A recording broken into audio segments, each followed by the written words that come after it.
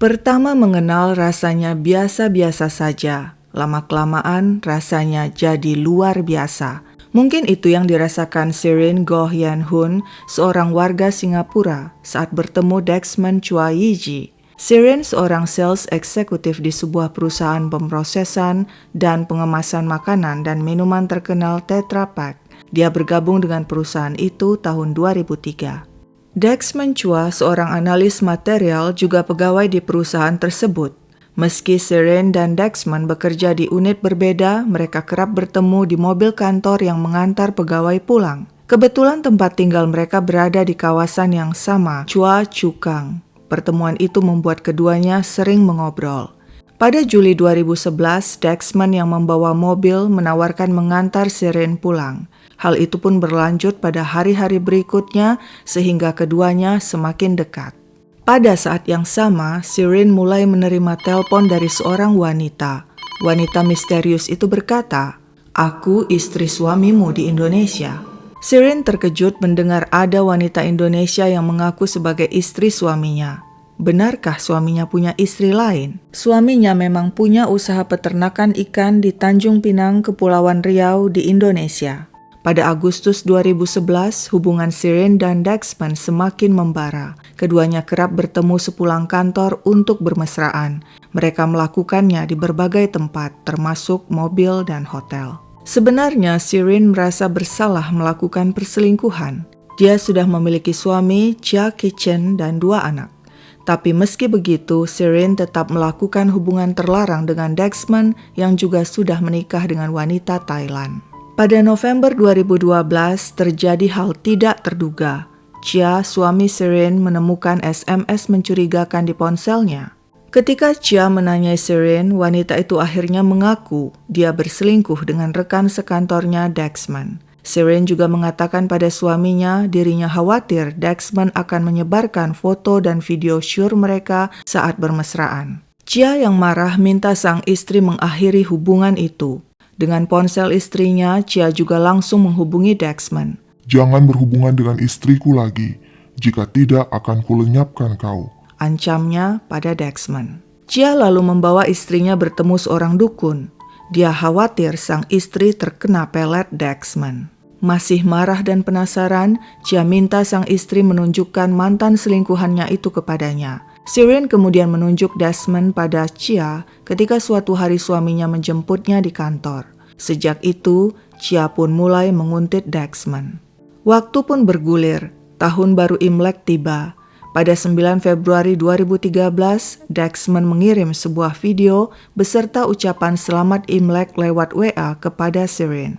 Namun, buru-buru Dexman mengirimkan pesan lagi berupa ralat dan permintaan maaf sebab dia salah pencet sehingga pesan itu terkirim pada Sirin.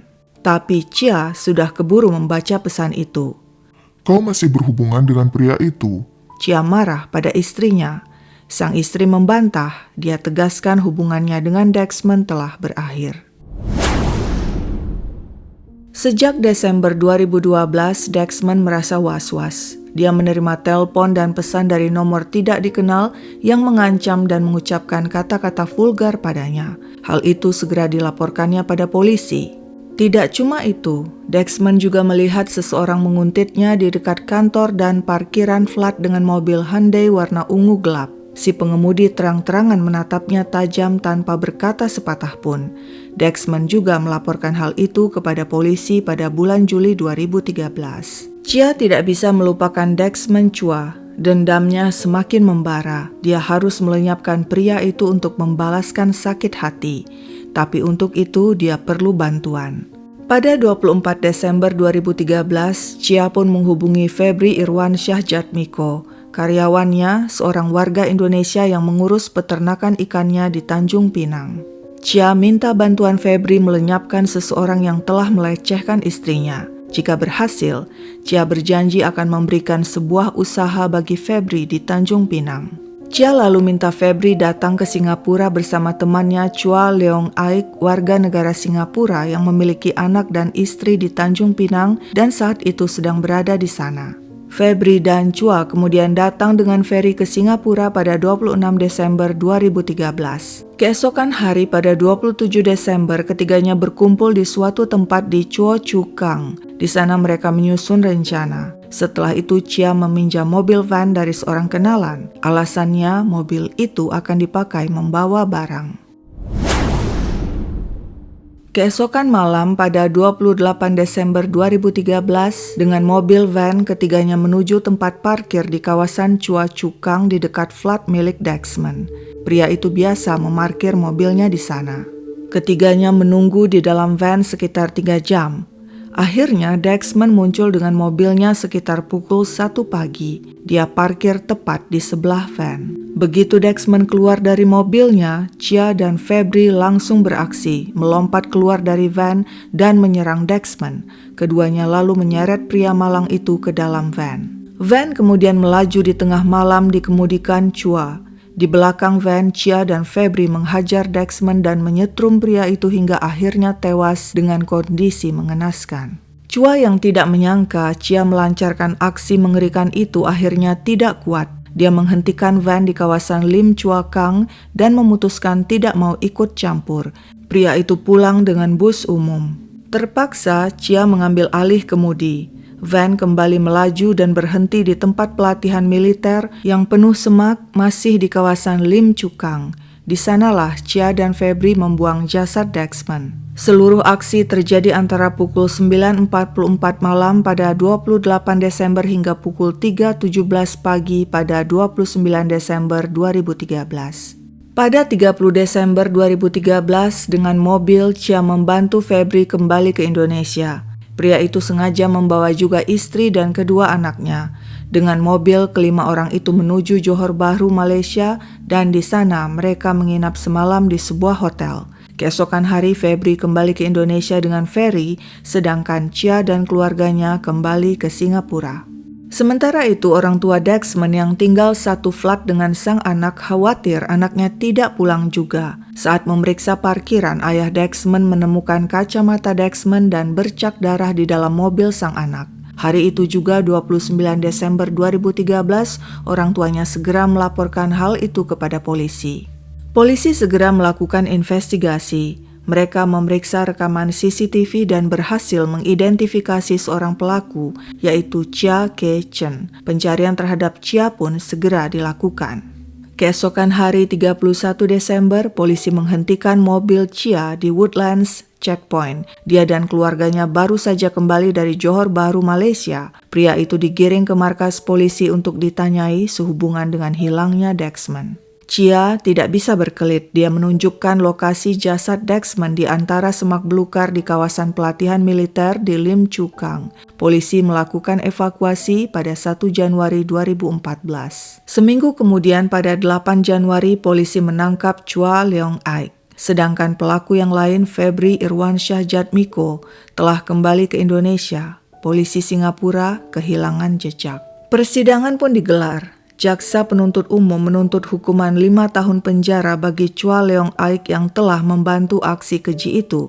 Di persidangan disebutkan Chua memiliki 2 istri dan 2 anak yang masih kecil, usia 7 dan 2 tahun. Seorang istrinya tinggal di Tanjung Pinang, Kepulauan Riau, Indonesia. Chua mengatakan dirinya tidak tahu Chia akan melancarkan aksi yang begitu keji terhadap Dexman. Dia hanya menyetir van dan tidak ikut menghabisi Dexman. Bahkan di tengah jalan dia ketakutan dan akhirnya memutuskan pulang dengan bus umum. Dalang semuanya adalah Chia dengan dibantu sepenuhnya oleh Febri Irwansyah Jatmiko yang masih buron. Di persidangan terungkap, Chia telah membuntuti Dexman sebanyak 3 kali dengan mobil Hyundai warna ungu gelap milik keponakannya. Dia juga pernah mengancam Dexman dengan menggunakan nomor telepon prabayar yang terdaftar atas nama Chua Leong Aik.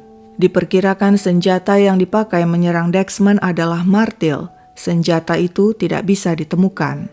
Selama persidangan, si dalang Chia Kee Chen tampak tenang dan berbicara lambat. Dia mengaku memiliki istri kedua di Tanjung Pinang dan dari istri kedua itu dia memiliki 3 anak.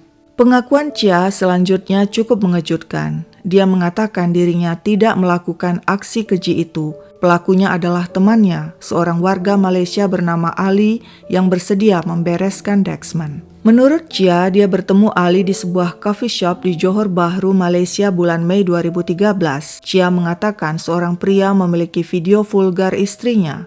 Ali bersedia membantu Chia mendapatkan kembali video itu dengan bayaran RM5.000 Malaysia. Pada hari kejadian, Ali minta Chia menunggu Chua yang mengemudi van di parkiran mobil flat Dexman. Selanjutnya, menurut Chia, Ali lah yang menyeret Dexman ke dalam van. Di dalam van, Febri lah yang menghajar pria itu. Lalu Ali membuang jasad Dexman di Lim Chu Kang. Jadi Chia mengatakan dia tidak terlibat langsung dalam aksi itu. Lalu siapa sebenarnya Ali? Tidak seorang pun tahu. Namun Chua menegaskan pelaku hanya 3 orang. Dan tidak ada orang bernama Ali. Tampaknya Chia berusaha menciptakan satu sosok bernama Ali sebagai kambing hitam agar dirinya terbebas dari dakwaan. Tim pembela Chia juga mengatakan berdasarkan analisa psikiater, Chia mengalami depresi berat akibat ulah Dexman yang menyebabkan dirinya tidak bisa berpikir jernih. Namun hakim menolak pembelaan itu dan mengatakan motif Chia jelas, yaitu balas dendam. Vonis pun dijatuhkan kepada kedua pelaku. Hakim mengatakan Chua Leong Aik tidak menunjukkan penyesalan. Bahkan sewaktu awal ditangkap polisi, sempat-sempatnya mengatakan dirinya tidak tahu menahu tentang kasus Dexman. Sebab itu hakim memvonis pria itu 5 tahun penjara sesuai dengan tuntutan jaksa penuntut umum. Sedangkan bagi si dalang Chia Ke Chen pada Juni 2018, hakim menjatuhkan vonis penjara seumur hidup. Jaksa penuntut umum tidak puas dan mengajukan banding. Pada akhirnya si dalang Chia dijatuhi hukuman mati. Pada Agustus 2021, Tempo menampilkan berita tentang WNI yang masuk Red Notice atau buronan Interpol hingga saat ini. Ada beberapa nama termasuk diantaranya Harun Masiku dan Febri Irwansyah Jatmiko, karyawan peternakan ikan di Tanjung Pinang milik Chia Ke Chen. Febri buron atas permintaan Singapura. Sekian dulu ceritaku, sampai jumpa kapan-kapan.